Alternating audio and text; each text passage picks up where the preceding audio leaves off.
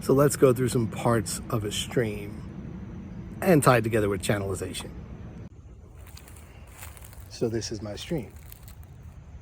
It's going to flow down because of gravity. It's called hydrology, right? And it's flowing from a source, headwaters, that could be fed by groundwater, could be glacial, could be seasonal, but either way it's going to flow, or it could be mostly surface water being seasonal in that way. And if it's seasonal like that, it could dry up, but it's going to either way flow down this direction. A segment of a stream is called a reach, and if it winds up being curved like that, those curves are meanders. You can see with my wonderful trees that I've put there, it has a very slim riparian buffer zone, but because of that, there also are some leaves in the stream channel, which we're going to, channel might not be the right word, but which we're going to fill with water in a second. Those leaves and the shade from the trees influence the temperature and influence the nutrients. So some of it will be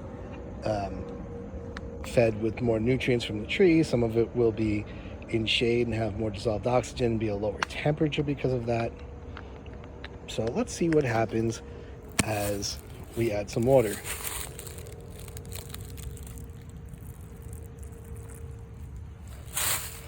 Water's already getting hung up by the huge leaves that I put in there, because that's not to scale, of course, but let's keep going. And then you can see it flows slowly downhill. Now, if I had a boat and want to navigate this water, want it more navigable, we're going to do something that humans often do.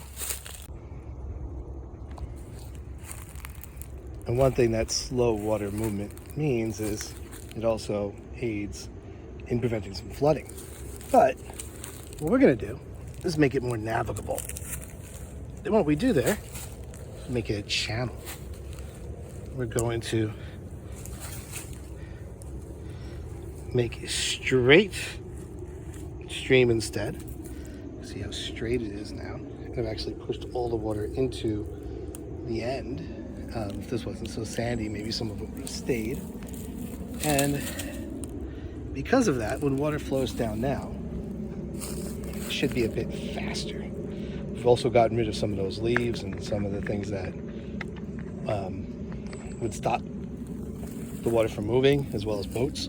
In fact, we sometimes dredge the bottoms of these channels, which disrupts the benthic ecosystem.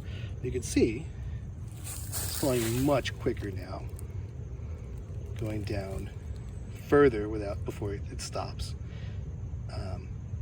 It's not the best job I could have done. I've actually maintained one meander in there, not good. So add some more water, and then you'll see it really flows into the end. The problem with that is, if I had a whole bunch of water in the end, that's going to be really moving even slower. And as the fast moving water hits it,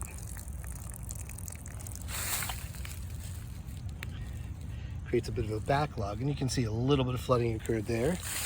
And it would be more substantial if it's a really slow moving water body and a really fast channel that goes into it. So flooding actually would be a bigger problem with channelization.